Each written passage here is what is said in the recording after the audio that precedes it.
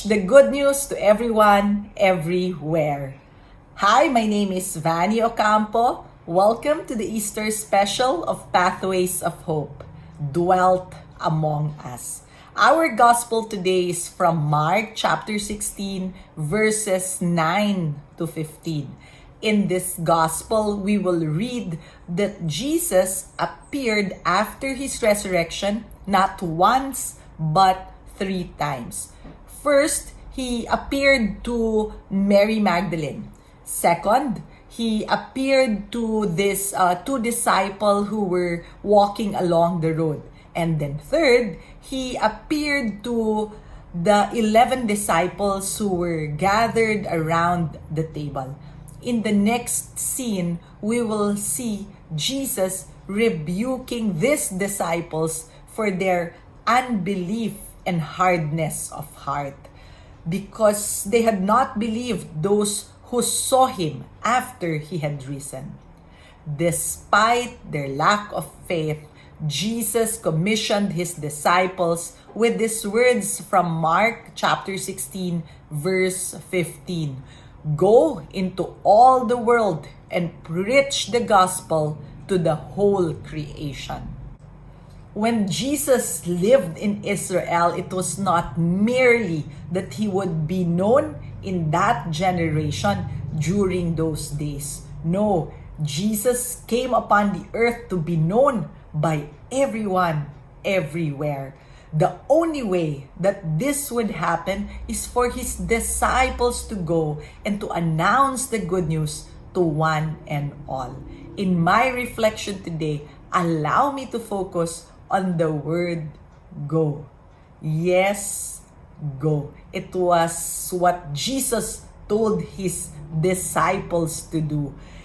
It is what God is calling us to do. He wants us to go and to proclaim the good news to everyone, everywhere. It is our duty. It is our responsibility.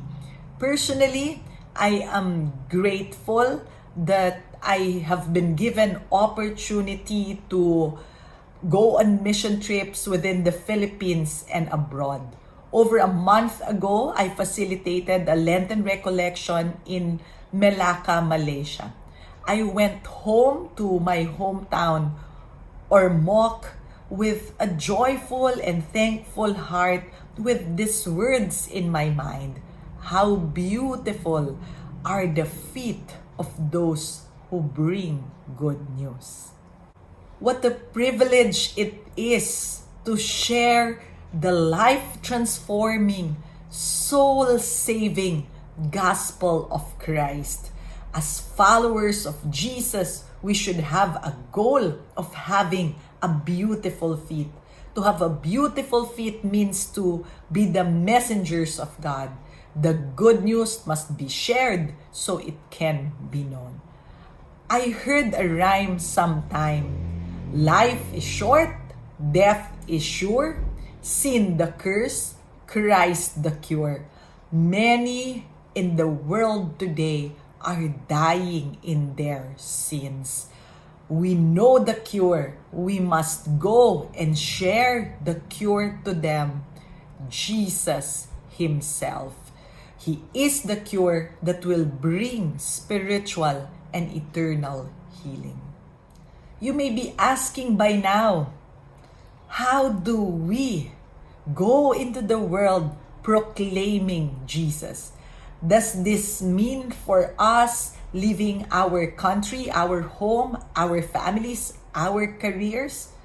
Or does it mean for us standing in the aisle of a bus proclaiming the good news to strangers?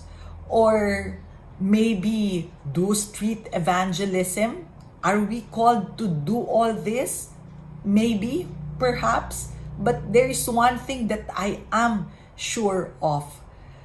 Jesus is calling us to share the good news in the way we live our lives, by the way we love and forgive one another, by the way we care for others and even strangers, especially the last, the least, and the lost, our poor brethren who need both physical and spiritual food. Today, go and try out this 4-step evangelism plan. First, know more personally your neighbor, your office mates, even your relatives. Second, pray for them. Third, build relationship with them. Engage them in some activity.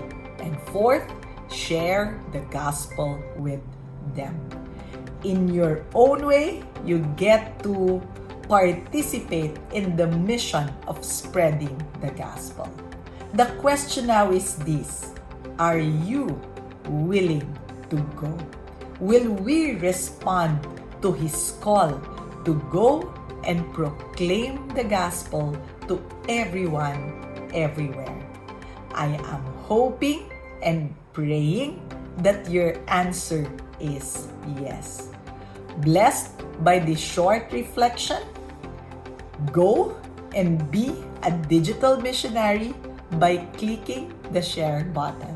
Thank you and happy Easter.